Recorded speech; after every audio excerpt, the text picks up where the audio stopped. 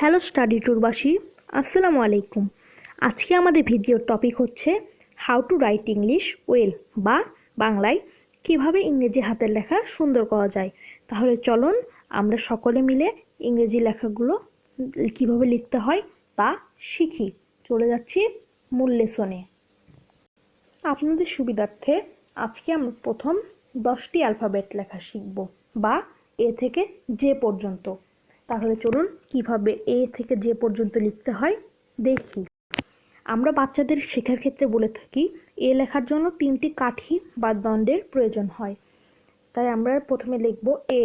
এ লেখার জন্য আমরা প্রথমে একটি দাগ টেনে নিচ্ছি, দ্বিতীয়ত আবার এই পাশে একটু বাঁকা করে একটি দাগ টেনে নিচ্ছি, এবার মাঝখান থেকে আরেকটি দাগ টেনে নিচ্ছি। এভাবে আমরা সুন্দর করে কিন্তু এ লিখতে পারি। এবার আমরা চলে যাচ্ছি এরপরে কি রয়েছে, বি। হ্যাঁ, এবার আমরা লিখব সুন্দর করে বি। তাহলে এখন আমরা মুছে ফেলছি। বি লেখার জন্য আবার একটি কাঠির প্রয়োজন, সে আমরা সুন্দর করে কাঠি টেনে নিচ্ছি। এবার এইখান থেকে মাঝ বরাবর একটি, আবার মাঝ বরাবর থেকে শেষ পর্যন্ত একটি ছোট ছোট বৃত্তর মতো অর্ধবৃত্ত আঁকিয়ে নিব। এভাবে কিন্তু আমরা সুন্দর করে একটি বি এঁকে ফেললাম বা লিখে ফেললাম। এবার আমরা লিখব সি। আমি এবার বোর্ডটি মুছে ফেলি। এবার আমরা লিখব সি। সিটি আপনারা একটু ভালো করে লক্ষ্য করুন, তাহলে সুন্দর করে লিখতে পারবেন। এখানে আমরা ছোট একটি গোল, দেন এখানে একটা অর্ধবৃত্তের মতো সমান করে একটি বৃত্ত।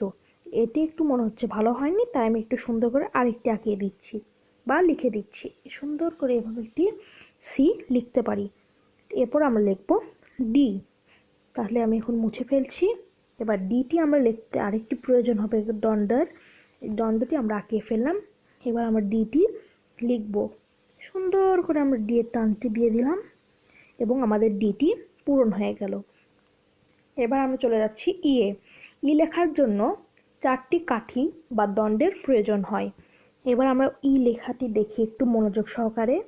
আমরা প্রথমে একটি বড় দণ্ড দিয়ে দিব। এবার প্রথম দণ্ড থেকে একটু বড় দণ্ড, এবং মাঝ বরাবর থেকে একটু ছোট, এবং শেষ বরাবর থেকে আবার একটি বড় দণ্ড দিয়ে ফেলবো। এইভাবে সুন্দর করে কিন্তু আমরা ই লিখে ফেললাম। এবার আমরা লিখব এফ।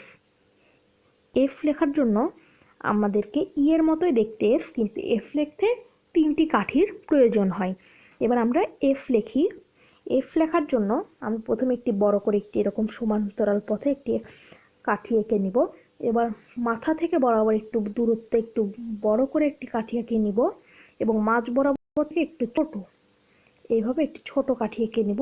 আমাদের এফ কিন্তু ফুলফিল কমপ্লিট। এবার আমরা জি লিখব।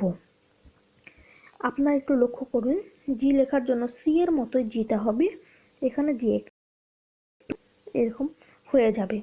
এটা একটু মনে হচ্ছে খারাপ হয়েছে, তাই আমি একটু সুন্দর করে লেখার চেষ্টা করি। এইবার সুন্দর হয়েছে জিটি। এভাবে আমরা জি লিখব। এভাবে ইএফ জি। এবার এইচ। এইচটি আমরা লিখব সুন্দরভাবে। এইচটি লেখার জন্য কিন্তু 3টি দণ্ডের প্রয়োজন হয় বা 3টি লাঠির প্রয়োজন হয়। তাহলে আমরা দেখি, এই পাশ দিয়ে প্রথমে দুপাশে বরাবর 2টি লাঠি, এবং মাঝখান দিয়ে একটি দাগ দিতে হয়। আগে প্রথমে আমরা দুপাশে কমপ্লিট করে ফেলি, এবং মাঝখান থেকে যে দাগটা দিতে হয় সেই দাগটা আমরা এভাবে দিয়ে দিব। তাহলে এইচ। এরপরে আমরা লিখব আই। এবার আমরা আই লিখব।